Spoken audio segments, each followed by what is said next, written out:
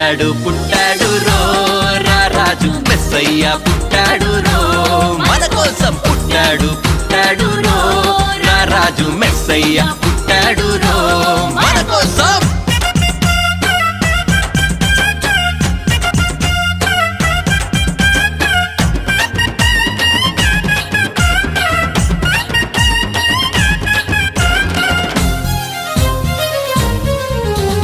పశుల పాకలో పరమాత్ముడు చల్లని చూపులోడు సక్కనోడు ఆకాశమంతా మనసున్నోడు నీ వెట్టి వాడవైనా నెట్టివేయడు.